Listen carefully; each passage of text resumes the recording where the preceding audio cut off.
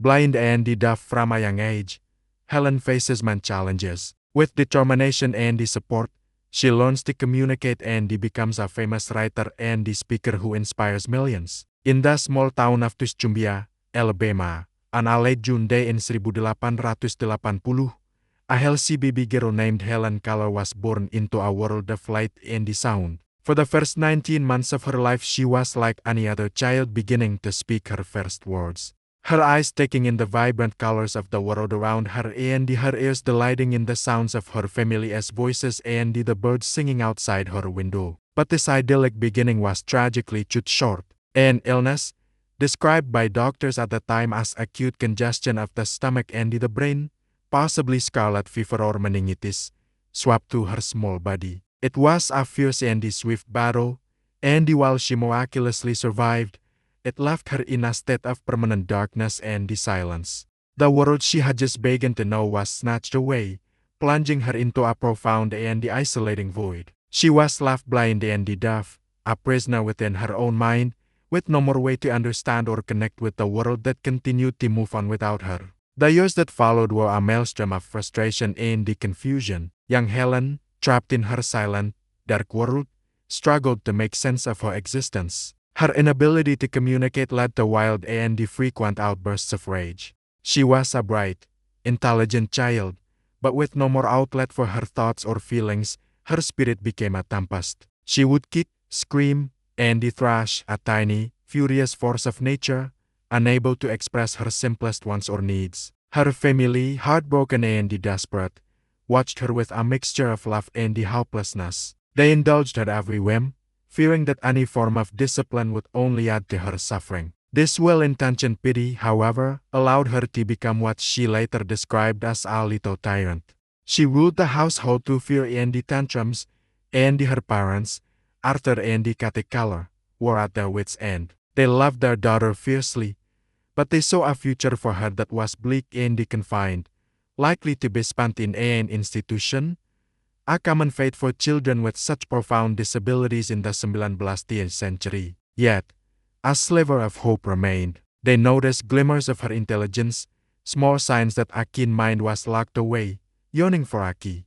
This hope led them on a search for help, a journey that would change the course of not only Helen's life but also the world's perception of disabilities. They consulted with doctors and specialists, eventually being guided to Alexander Graham Bell, the inventor of the telephone, who was also deeply involved in education for the deaf. Bell, recognizing the fierce intelligence in the young girl, was moved by her plight and her family's dedication. He advised them to contact the Perkins Institution for the Blind in Boston, a pioneering school that had achieved remarkable success. It was a long shot, a desperate plea sent across the country, but it was their last, best hope. In response, the director of the institution, Michael Anagnos, chose a remarkable young woman, a former student herself, to take on the seemingly impossible task of teaching Helen. Her name was Anne Sullivan. At just 20 years old, Anne was visually impaired herself and had overcome a childhood of extreme poverty and hardship. She was determined, stubborn, and possessed an unyielding belief in the power of education. She was, in every way, the perfect match for Helen's own formidable will. The arrival of Anne Sullivan at the Keller homestead in March 1887 was the turning point. It was not, however, an instant miracle. The initial encounter was a clash of two incredibly strong-willed individuals. Helen, accustomed to getting her way, met her match in Anne, who refused to pity her. Anne saw not a helpless victim but a brilliant mind trapped by a lack of discipline and language. The first battles were fought over basic manners at the dinner table. Helen would grab food from others' plates with her hands, and Anne insisted she use a spoon and sit properly.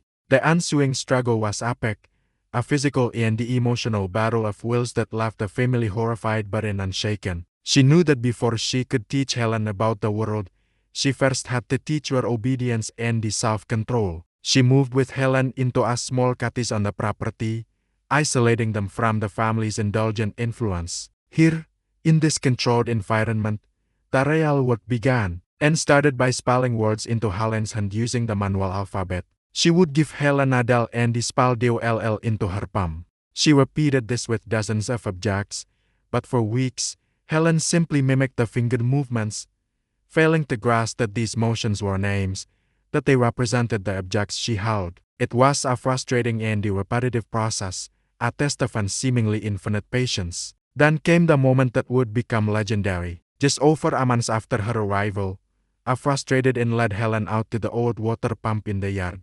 As Anne pumped the cool water, she placed one of Helen's hands under the gushing spout and in the other, she insistently spelled the word water over and over again. Suddenly, something clicked. A flicker of understanding, then a flash of brilliant recognition illuminated Helen's mind. The cool, wet sensation on one hand connected with the finger movements in the other. This flowing substance had a name. Everything had a name. It was a cognitive explosion, a moment of pure, unadulterated revelation. She later wrote, "I knew then that water meant a wonderful cool something that was flowing over my hand. That living word awakened my soul, gave it light, hope, joy, set it free." Overcome with excitement, she raced around, touching other objects, demanding their names from Anne. The ground, the pump, her teacher. She wanted to know everything. By the end of the transformative day, she had learned 30 new words.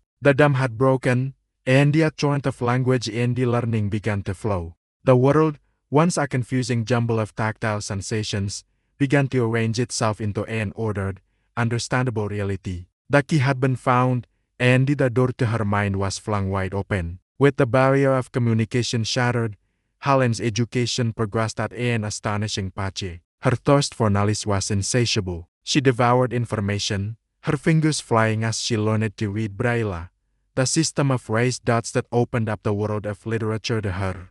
Books became her new windows to the world, allowing her to travel to distant lands, meet historical figures, and explore complex ideas all through the tips of her fingers. Anne Sullivan remained her constant companion, her guide, and her interpreter, spelling tirelessly into her hand, translating lectures, conversations, and the contents of countless books. Helen's ambition grew with her knowledge. She was no more longer content to simply understand the world. She wanted to be a part of it, to contribute to it. She set her sights on a goal that seemed impossible for a young woman in her position at the turn of the 20th century, let alone one who was deaf and blind. She wanted to go to college. It was an audacious dream, but with unwavering support, she embarked on the rigorous academic preparation required. In 1900, Helen Keller achieved what man thought impossible. She was admitted to Radcliffe College, the prestigious women's counterpart to Harvard University.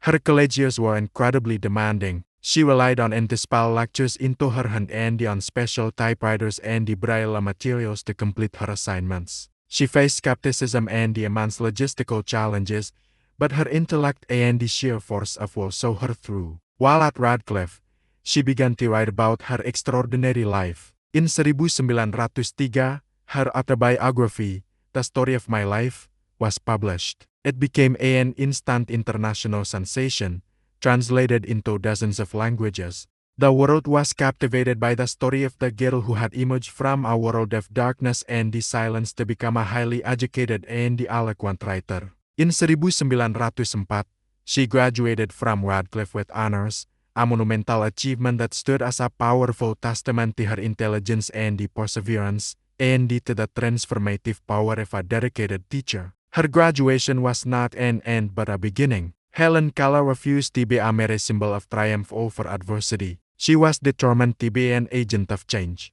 She became a prominent public figure, a tireless advocate for the rights of people with disabilities. She and traveled the world, and Helen, having painstakingly learned to speak, delivered lectures to packed auditoriums. Though her voice was difficult for man to understand, her message was clear and powerful. She campaigned for improved educational opportunities and vocational training for the blind, for social and economic inclusion, and for the removal of the stigmas and barriers that confine people with disabilities to the margins of society. Her advocacy was not limited to one cause. A passionate and progressive thinker, she was a suffragist, fighting for women's right to vote. She was a pacifist, speaking out against war, and a founding member of the American Civil Liberties Union ACLU, championing civil rights and the free speech for all. She used her global platform to shine a light on injustice wherever she saw it, becoming one of the most influential and respected women of her time. Her journey, which began in isolated silence, had led her to become a voice for millions. Helen Keller's life was a testament to the idea that the greatest barriers we face are not physical, but are the limitations we, or society, place upon ourselves. With determination and the support, she learns to communicate and becomes a famous writer and the speaker who inspires millions.